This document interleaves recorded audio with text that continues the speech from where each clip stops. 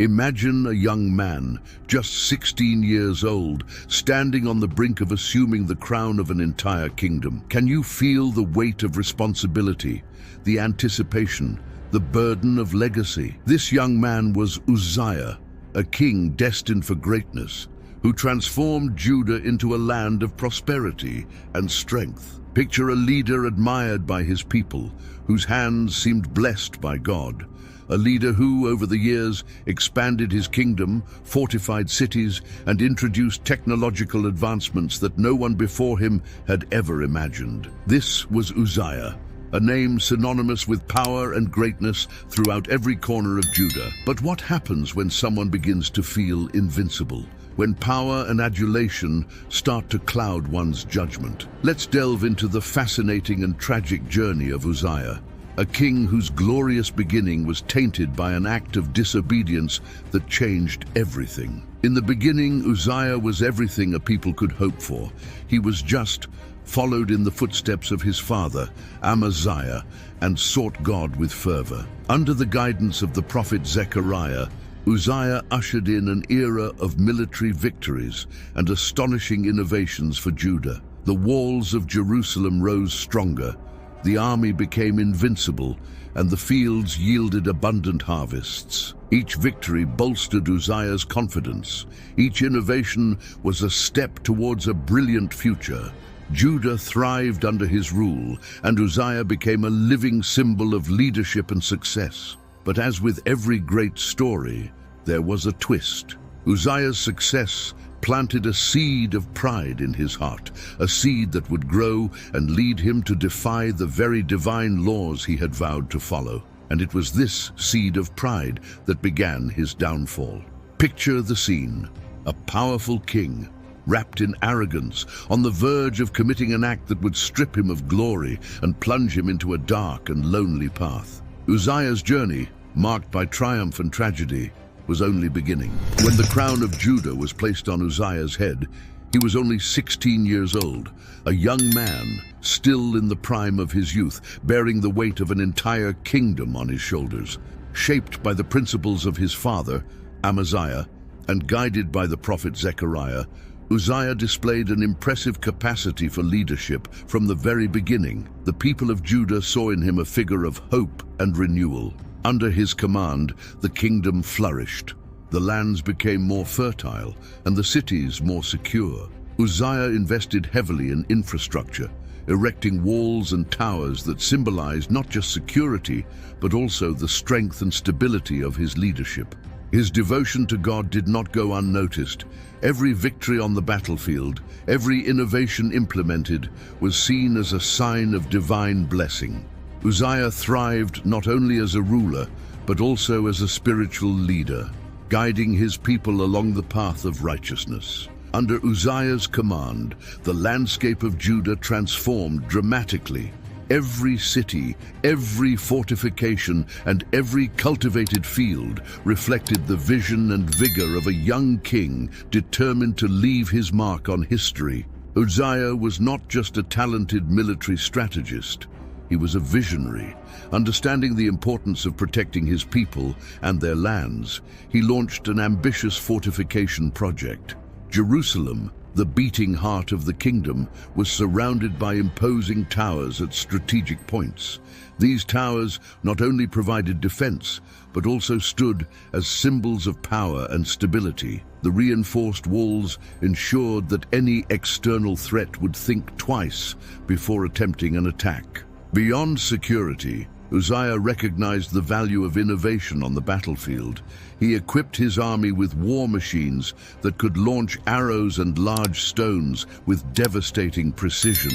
These innovations made Judah's army a force to be respected and feared. The presence of such machines on the walls of Jerusalem and along the kingdom's borders was a clear signal that Judah was ready to face any enemy. Uzziah also had a deep love for the land and agriculture. Under his direction, wells were dug, ensuring an abundant water supply for irrigating the fields. Judah's lands flourished with vineyards and crops that provided ample food. The farmers, inspired by their king's vision, worked with dedication, knowing that every successful harvest was a divine blessing.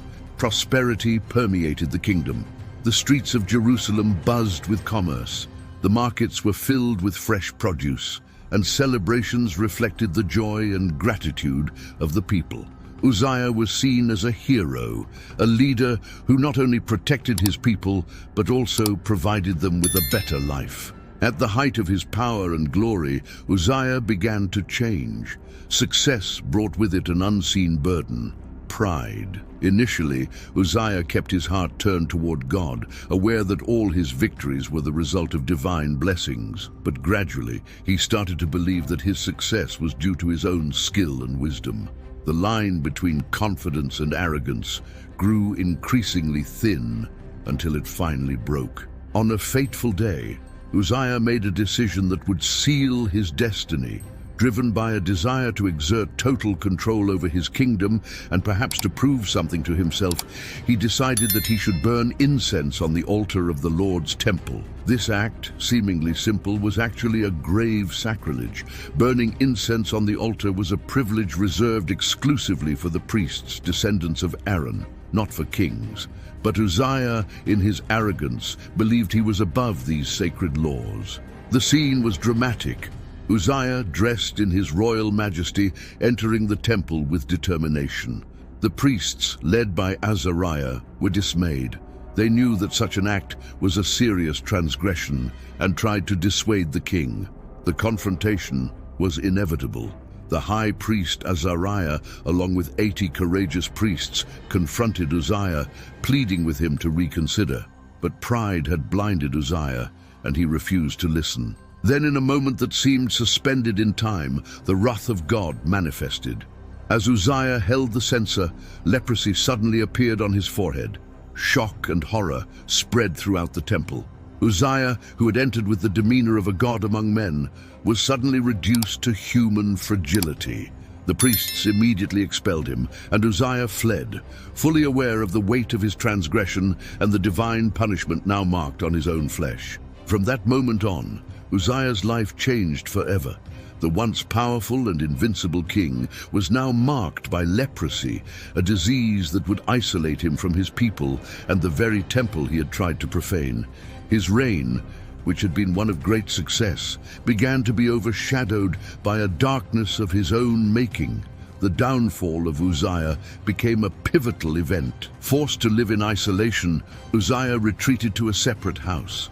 Leprosy rendered him impure, and he could no longer participate in temple activities or directly govern his people.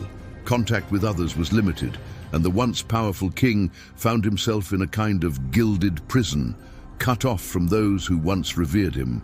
During this period of isolation, his son Jotham took over the administration of the kingdom. The tension and responsibility that fell on Jotham's shoulders were enormous. He had to govern in his father's name, managing the affairs of the kingdom while the true king lived on the margins, a shadow of his former self. The transfer of power was not just an administrative shift, but also a symbol of Uzziah's decline and the impact of his disobedience. But even in isolation, Uzziah's life remained a testament. His fall served as a constant reminder to the people of Judah of the dangers of pride and disobedience to God. Each day he spent in isolation was a living lesson that not even a king is above divine law. Uzziah, once a vibrant and powerful king, was now confined to a separate house, far from the glory and splendor that once surrounded him. Leprosy not only ravaged his body, but also eroded his spirit. Loneliness became his only companion, and each day was a cruel reminder of his disobedience. The halls of his residence echoed with the absence of the celebrations and fervor that once filled his life. Uzziah was now a king without a court, a leader without subjects. As Uzziah lived in isolation, the kingdom of Judah continued under the leadership of his son, Jotham. Though young, Jotham bore the heavy responsibility of maintaining the stability of the kingdom. He managed state affairs, commanded the army, and strove to uphold the prosperity his father had initiated. The pressure on Jotham was immense, knowing that all eyes were on him, expecting him not only to follow in his father's footsteps, but also to correct the mistakes Uzziah had made. The transition of power was not easy. Jotham had to contend with the shadow of his father's past while establishing his own identity as a ruler. He faced both internal and external challenges, striving to maintain the trust of the people and the security of the kingdom. Every decision Jotham made was constantly compared to those of Uzziah, and each of his actions was scrutinized. Uzziah, in his loneliness and repentance, faced the heavy burden of his difficult decisions. Just like Uzziah, we all encounter moments of darkness and doubt that challenge our faith.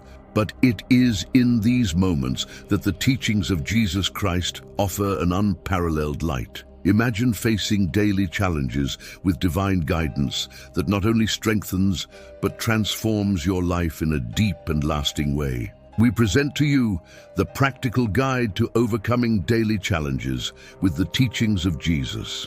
This guide is not just a read, it's a source of spiritual power that can change your life.